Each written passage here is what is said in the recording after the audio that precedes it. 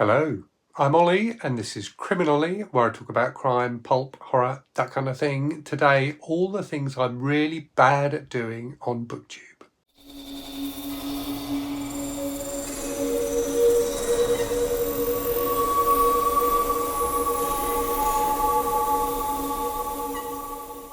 Hello, this is Editing Ollie. Ironically, as this video is about me not being very good at BookTube, it turns out I actually had a technical issue when I was recording it. So my microphone either wasn't working properly or wasn't plugged in properly. And the sound is a little bit tinnier on this video than it normally is on my videos. So apologies for that. I think it's all still completely audible, but yeah, the sound isn't quite as rich as it normally is. So this video was prompted by Rachel from the channel The Shades of Orange, who put up a video with this title the other day and has invited other booktubers to do the same thing. So Rachel talks about in her video all the things she thinks she doesn't do very well on BookTube. But that's the concept for this video, is for you as a creator to be a little bit self-critical.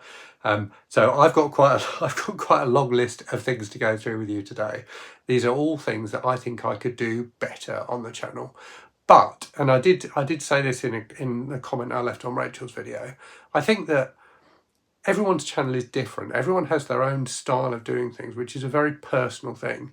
And I think we can be too self-critical of ourselves. And I try to not worry too much about the things I think I don't do very well, because despite the fact I think there are things I don't do very well, people still watch my videos. And the point I made in the comment I left on Rachel's video was, the way, the things she picks up on in her content as problems with her content, as things, she could do better, are just what makes her channel what it is. And her channel's fantastic. So yeah, I think you can think too much about these things, but at the same time, it's an amusing exercise to do it. And hopefully the things I'm going to go through with you today, that I think I don't do very well, will resonate with you and will be things that you recognise in my content, if that makes sense. So I think I've got about 10 things to go through with you.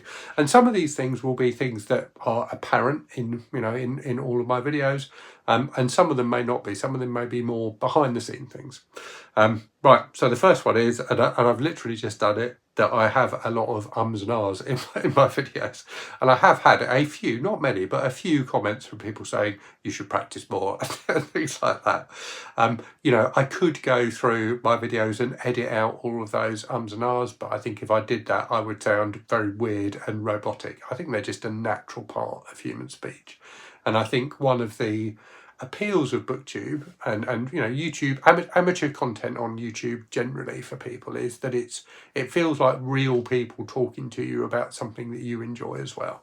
I think it's, I certainly don't position myself as being an expert or an academic or anything like that. I'm not by any means polished in terms of my output. Watching me is not like watching someone on TV talking about books. And I think that's the appeal of BookTube, is that it's regular people talking about books. So with that regular person that I am, you get a lot of ums and ahs. Next thing, which I'm really bad at doing, and should try and do more, is putting timestamps in the descriptions to my videos to help people navigate through the videos. And I think Rachel called this out in her video as well as something she could do better. So it is a helpful thing to have timestamps. So I don't know, I always feel like I should try and do it more, but then I always forget to do it when I'm actually editing and uploading my video. So let me know in the comments if it's something that you think would be helpful, and I can try and get better at adding those timestamps, particularly in things like, maybe like top 10 videos, list out when I'm actually going to be talking about each book. Okay, next one. And this is one I hesitated about putting in, because actually I think I like the way I do this, and I like other people who do this thing in the same way that I do it. But equally, I have had comments from some comments from people suggesting that I could do more in this area, and that is describing what a book is about. So describing the plot of a book. Now, I quite deliberately don't do that very much. I tend to give in my reviews maybe a 2 or 3 sentences on what the book is about, and the rest of the view will be how well I felt the author delivered on that, what I thought the strengths of the book were, what I thought the weaknesses of the book were, the bits of the book that spoke to me as a reader. For me, the plot of a book isn't that important to talk about in a review, because you can go online and find, you know, the publisher's synopsis of the book very easily. And it's also very easy to get into spoiler territory when you start talking about the plot of a book. I don't like reviewers either, you know, on BookTube or, you know, written reviews, blog reviews, that go too much into the detail of the plot of the book, because I don't care about that. What I care about is what the person who's reviewing the book thought about the book. The next one is definitely something I do, and I'll be interested to see if people have picked up on this in my videos or not. And that is, I very rarely mention the names of characters. When I'm talking about a book, I generally don't mention the character names. I just talk about, you know, like, I'll describe who the main character is and then talk about them in those terms. And the reason for that is I'm really bad at remembering the names of characters. Just terrible at it. I don't know why that is, but I'm really awful at remembering character names. Sometimes, if it's important, you know, to mention the names of the characters in a review, I will go back and look at the book and make a note of what the character names are, but they just go completely out of my brain very quickly after finishing the book.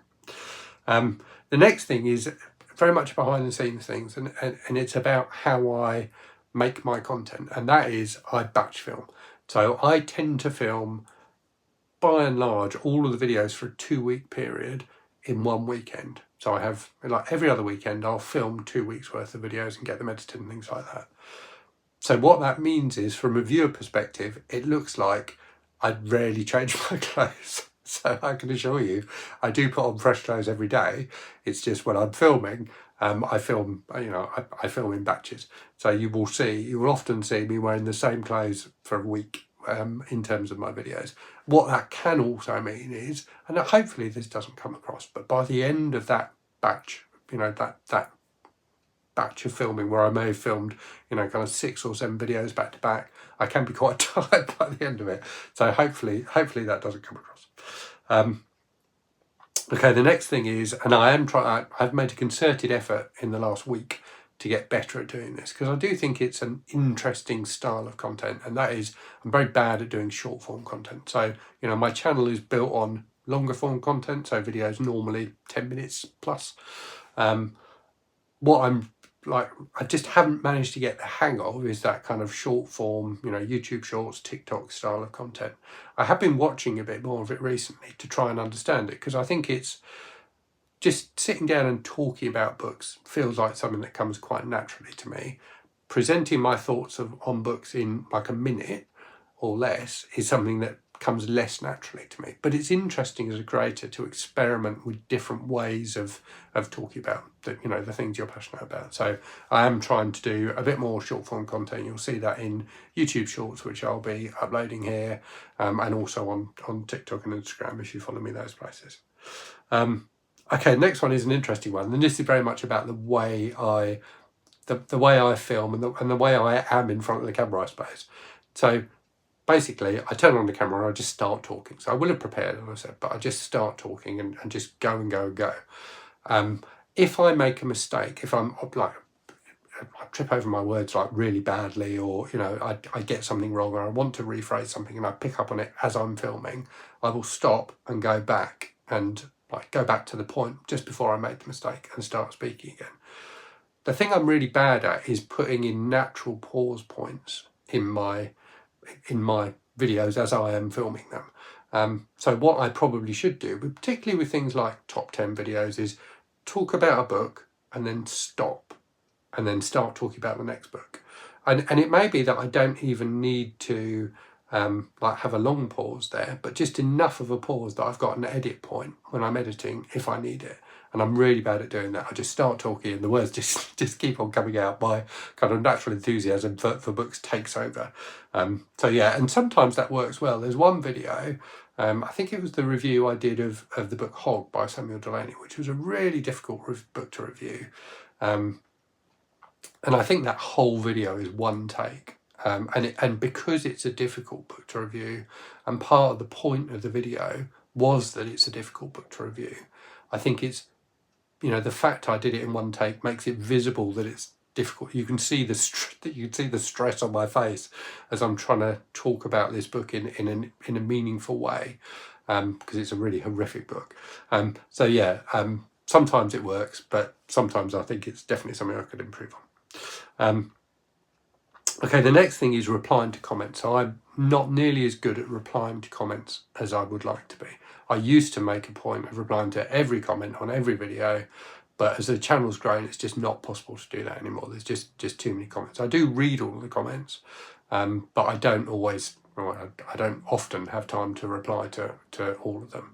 So I try and dip in and reply to ones that feel like are, sometimes the comments people leave are just, great video, thank you very much, or, that kind of thing, which doesn't necessarily need a response. But if someone's asking a question that I can answer there and then normally I will try and do that.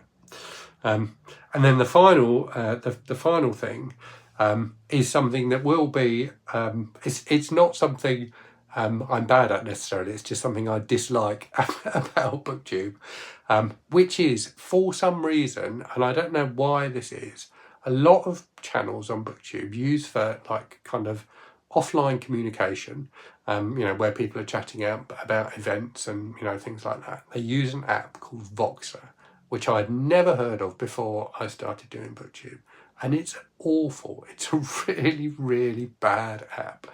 The unique selling point of the app, although it's not unique because lots of apps offer this, is that you can record like voice messages.